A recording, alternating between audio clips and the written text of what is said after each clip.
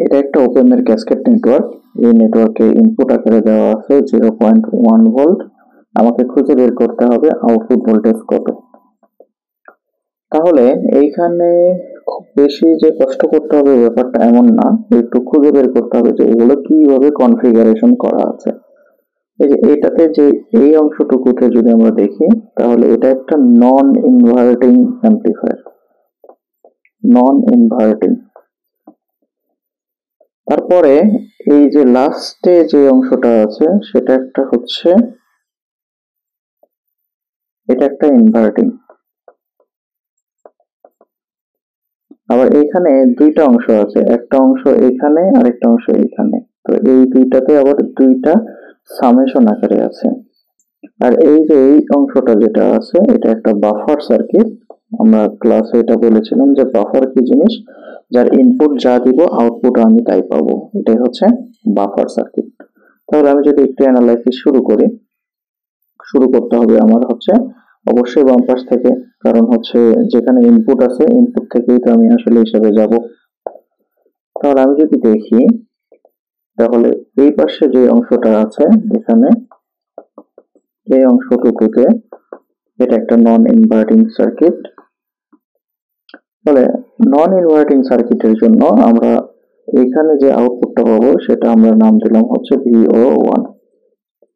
তাহলে VO1 সমান সমান আমরা কি পাবো, 1 plus RF divided by R1 into Vin, মানে ইনপুট ভোল্টেজের সাথে 1 plus RF divided by R1। তাহলে এখানে RF কত, এটা হচ্ছে আমাদের RF, যেটা হচ্ছে 400K। এখানে RF হচ্ছে 400K। আর R1 যেটা আছে সেটা হচ্ছে 20K। তাহলে এইটা যদি আমি বসিয়ে দিই তাহলে আমি দেখবো 1 plus 400 divided by 20 into Vin, তাহলে দাঁড়াবে এরকম VO1 সমান সমান দাঁড়াবে এরকম।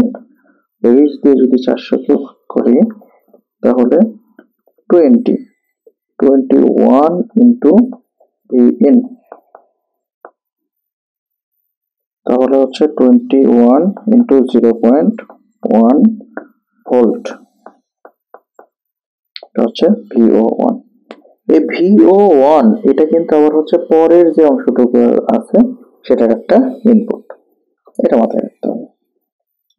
আবার এখান থেকে যে একটা ইনপুট সেটা আবার এই বাফার সার্কিটে দেওয়া আছে।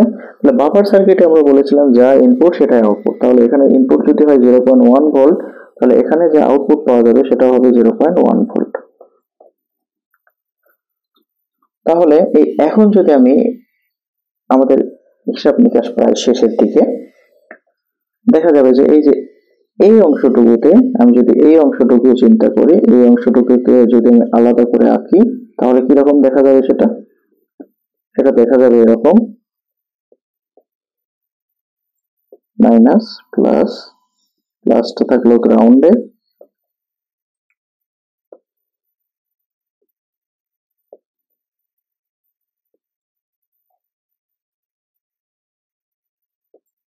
তাহলে এখানে আছে হচ্ছে 100K, এখানে থাকতেছে 20K, এখানে থাকতেছে 10K। যেখানে এখানে ইনপুট থাকতেছে হচ্ছে 0.1 ভোল্ট আর এখানে ইনপুট থাকতেছে হচ্ছে 21 ইন্টু 0.1 ভোল্ট। তাহলে যথারীতি এই হিসাব নিকাশ ক্যালকুলেশন কিন্তু আমরা পারি, যেটা এখানে আমরা কি লিখতে পারি actually, the output is equal to এরকম minus 100 divided by 10K, 100K divided by 10K into হচ্ছে 0.1, কারণ হচ্ছে এটা নিয়েছি আর এটা নিয়েছি, তাহলে এর ইনপুটটা নিতে হবে। এরপরে মাইনাস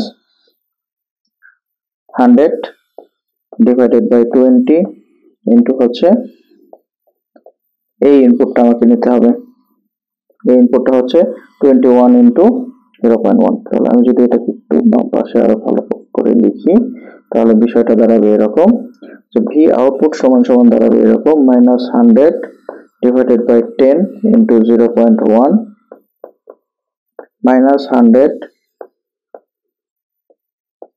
ডিভাইডেড বাই 20 ইন্টু হচ্ছে 21 ইন্টু 0.1। এটাই হচ্ছে আমাদের সেই হর।